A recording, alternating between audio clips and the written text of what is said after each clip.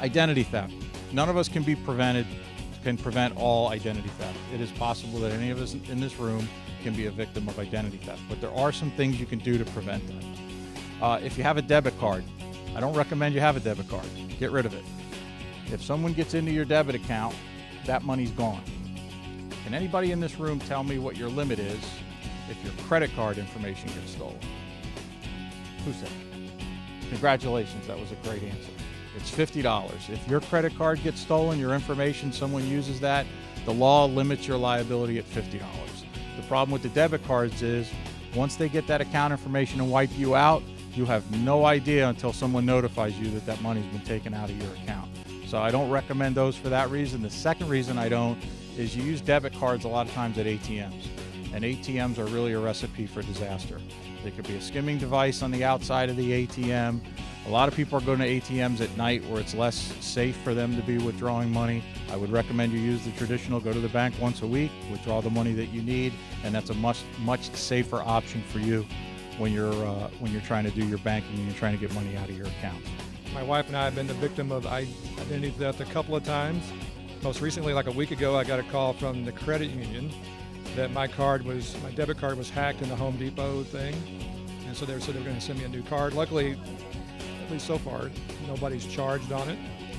We also had the tax refund fraud, which we're still working through that. So somebody filed a tax return in my wife's name back in the spring, like in March, and before we filed ours. So the refund that we are still waiting for, whoever did that got the refund. So we're all still trying to deal with that whole situation. This is what we're seeing with the distraction thefts. You're home alone, someone knocks at the door, you answer the door, and the person says, I'm with FP&L, I'm with the city water department, I'm with Bell South, I'm with one of those companies, we need to come into your house.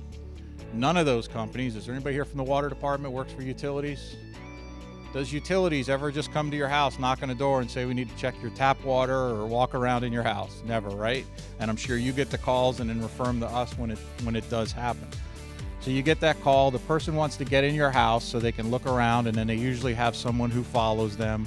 They come into the house and then they steal items from the house, and you're obviously victimized. That is a distraction type crime. What I found through the class was a lot of people have already been victimized, and there's a huge risk, and I've learned some tips on how to protect myself from being victimized, which I'm going to work on right away.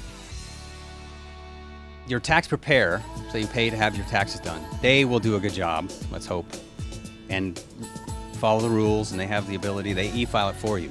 If someone's already filed, they win because they were the first one in. Even though you've done it correctly and you paid someone to do it, your return will still be rejected if you're not filed first. I was very interested in the part about the tax returns because I had no idea. I'm one of the people who files the taxes super late, so I would probably be a potential candidate for victim. Most of the other things I was aware of already in terms of like not answering questions when people call you.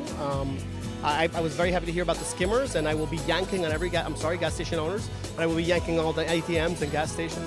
I'm unlikely to stop using my ATM or credit card, but I'd certainly like to, I'll look into it. I want to see what the devices look like, if there's a way to identify them, to protect myself while still taking advantage of the, luxuries of the modern world.